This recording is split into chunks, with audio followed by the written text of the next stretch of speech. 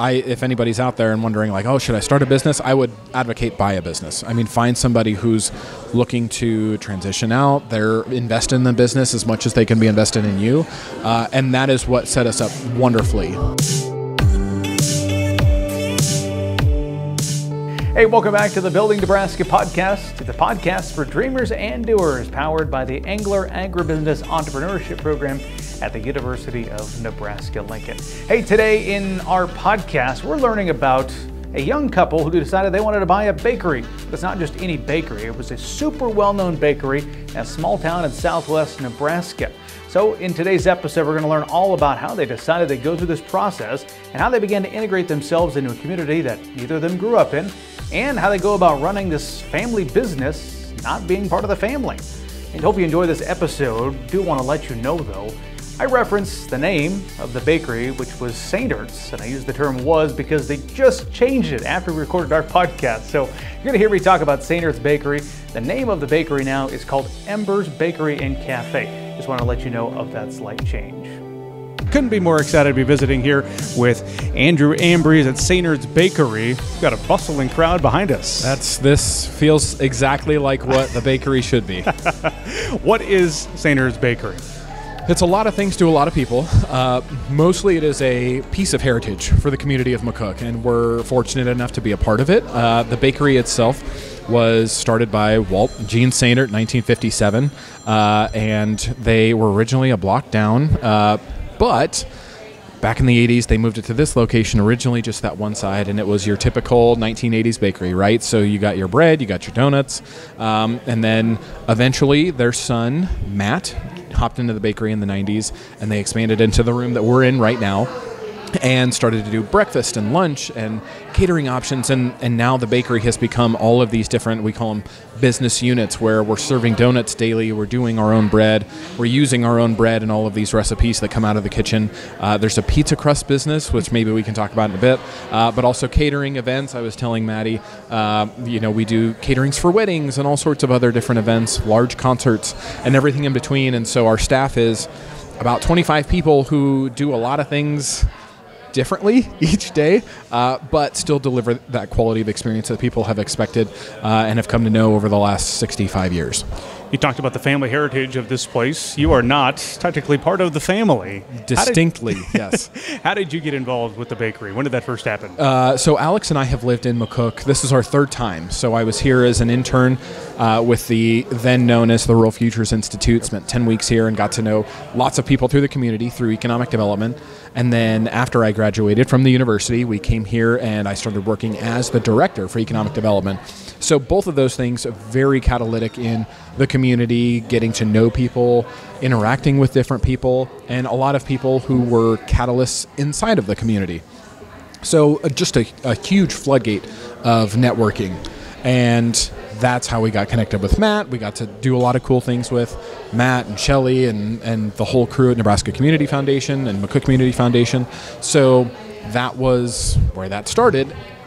After that, we were expecting our first child, ended up moving to Broken Bow, Nebraska, and on a fateful night in February, Matt asked if we might be interested in purchasing the bakery. We knew that he was looking at some succession planning documents back when I was still sitting in the chair here, but I didn't totally write it off. I didn't tell my wife right away, which, pro tip, tell your wife right away. It's good advice. But we had a bit of a conversation over the phone and slowly started to realize that this could be an actual possibility. And Matt and Shelly had a lot of faith and confidence in us, and we're extremely grateful to them for that, because this is a huge legacy, not only for the community, but also for them and their family. So I got to have some conversations with Walt about it too. Walt passed away a couple years ago, and so we're really fortunate to be this next generation, kind of bringing Sehnert's Bakery along and continuing to adapt to what this community is calling for. When this opportunity was first presented to you, you don't have any baking experience per None se. whatsoever. So, I mean, did you take it seriously, or was it like one of those things in passing? It's like, oh, you could buy the bakery. Yes, I will absolutely confirm that I had no experience. Most of the time, I could get the recipe on the back of the box wrong. But Alix and I had many conversations about getting into entrepreneurship and business ownership in some form, and a lot of that's with Alix's experience with the Engler program at the university. So shout out there. But we talked about, like, what would it be like? What kind of experience would we like to create for people? There was a coffee shop available in Broken Bow that we talked about, and we quickly navigated to that sort of field and this kind of style of being able to serve people. Neither of us have restaurant experience, and we kicked around some other things, but nothing quite felt the same as what experience we had at Sehnert's Bakery. So there's a lot of really magical things that happen in this place for me, for Alix, and then both of us together. And it's just that experience that we wanted to create for other people, and we wanted to find a way to do that. We explored that one coffee shop in Broken Bow, but it was never quite like this. And so when this came up, we were like, no, really? Can we? It felt like so much to try and take on, and a lot of responsibility to make sure that people had that level of experience that we had. And for some magical reason, the whole deal came together, and we had some really willing partners in Matt and Shelley. We had a great support system in this community from the years we lived here in the past, and it all started to really come together, right? So if you just keep working, something I keep telling some new entrepreneurs that I keep in touch with is money will show up if you do the work. So all of the deal came together, and it just happened to be this. And the bakery was attached to it. Jamie, our general manager, reminds us a lot, we're a donut shop that sells coffee, not a coffee shop that sells donuts. And that is because this is, this plate that's sitting in front of us, this is the identity that people gather around. And so the way that we're talking right now, every Saturday during the school year, Rich Barnett with KICX sits right there, and he interviews coaches from Southwest Nebraska. And there's crews of kids that are running up and down this ramp and jumping, and that is what we most identify with. And donuts are a wonderful means with which we can do that. And now we've added coffee and breakfast and some of these other things, creating catalytic events for people to connect and enjoy really great food in the process. Here in Southwest Nebraska, McCook has 8,000 people or so. This is a community staple right in the heart of downtown. How big of a challenge was it in your mind that you had overcome of you purchasing this family-run business for so long that's been part of the community, and you're not an outsider, but you didn't grow up in McCook? No. So this falls at an interesting time because Alix and I right now are going over some videos that we took when we were discussing whether or not to jump into this. And what's incredible is that we never questioned the viability of the business because of the community support behind it. So it was very much just a numbers game. And I, coming from economic development, had a huge step up because of being in the business world. I've helped with business plans. We've done financial projections before. But the community was going to make sure that this stayed. And you might look at that as a crutch, but I see it as a huge testament to, if we continue to do things the right way, the business will go on. There's no question in my mind. So buying a business is something that I love to preach as well, because there's so many small towns across the state and even across the Midwest that contribute to what the fiber of the community is.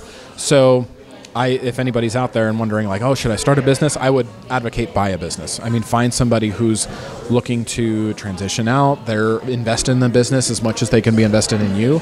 And that is what set us up wonderfully here is we have Matt and Shelley who portrayed their faith in us, but also portrayed that faith to everyone else. And we're a great, we're standing on their shoulders as we're trying to build this business into what it will continue to become, just as they stood on Walt and Gene's shoulders and on and on and on. So, yes, it's scary. Most people would say that's way too small to try and make a donut shop run, because there's some bigger communities that can't make a donut shop run. But it's not just the food, right? It's the service, it's the feel, and it's all this chatter we hear in the background, right? I mean, I witnessed a gal from Michigan and a gal from Arizona that met at that table right there, and they picked McCook because it was the middle ground between Arizona and Michigan. And they sat here for 4 hours and had this wonderful, robust conversation, and I got to meet them and like how they decided on McCook and how they decided on our place. And it all had to do with the experiences that they've had, and they were looking for a place that they could just set up shop. And that's where life happens, is at these sorts of tables. And that's what we wanted to be a part of. And that's what makes, donuts in a town of 8,000 work, as we hope it is. I could sit here and ask you questions all day. I'm pretty sure about that. For the sake of dude, if there's no time limit, man, we could keep going. I've got a gajillion questions still in my head. Well, tell you what, you ask the next question, and then I'm going to make you eat a donut live on air as I talk. Let me ask you this though, as we try to wrap up our time. What advice would you give somebody, like you have a unique story in entrepreneurship of somebody who didn't grow up in this business, you purchased the business, an established community, you're not from this community. Like, what advice would you give somebody who's looking at entrepreneurship through acquisition? Do it. Do entrepreneurship by acquisition. Dude, that's a hot button. Okay, so let me talk. You take a bite because I'm going to go off. Entrepreneurship by acquisition, and I kind of touched on it earlier. I believe that there is so much richness in people who have already taken the leap in some of these small communities that they've proven there is a viable business in some form or facet. Mm-hmm. And yeah, did they do everything perfectly? No. But it has grown and it has been nurtured by the community that it's in. Why let that erode away? And I think it's a huge disservice, especially to our rural communities, if we let businesses close. I look up and down the street and I always get nervous. Like, are we ready to make sure that this business survives and thrives and continues to work itself into the fabric of the community even more? I believe that there is always a deal to be made. In all of my years of economic development, in my 3 years running this place, like, it is just as easy, but it's also just as hard. Landon Rhodes is a good friend of mine, Grindstone Media. He started a business, and he and I had a conversation once upon a time, and he said, if I could do it differently, I would have bought a business instead of starting from scratch. There is so much that can propel you forward, especially as you're trying to get into entrepreneurship now. Just the cost of things in general, to start, to try and do it by yourself. But when you purchase a business, you have not only equipment and everything you need in order to start, you have a wealth of information. You have someone who can tell you how they did it before and a basis for how to make changes. Is it an integral change? Instead of scouring the internet for how do you do this, how do you do that, how do you do this? You have a basis. And I think that, especially in rural communities, that enables you to make meaningful change and improvements so much faster. And when we're talking about entrepreneurs, we want to work fast. We want to do the thing now. You want to see progress right now. Exactly. And is it going to happen immediately? No. But you can try and test instead of starting from scratch. And is this the right one? Is this the different one? I could have never told you how many different kinds of ovens there were. There's no way. There's real ovens. There's rack ovens. There's all sorts of different. And I don't like power requirements. Is it gas? Is it electric? I mean, do you cook things on an open flame? I don't know. But now, in just 3 years, I can tell you brand names of stuff because I had a basis. Brands that are trustworthy, brands that aren't.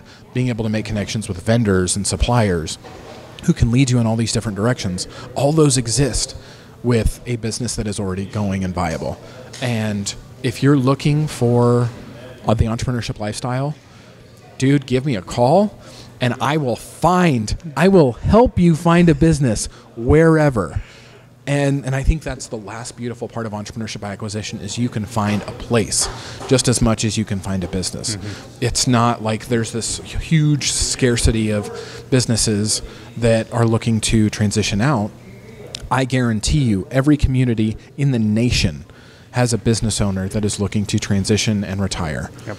And you can pick the place. Just like remote work was back in 2020, you can do this from anywhere.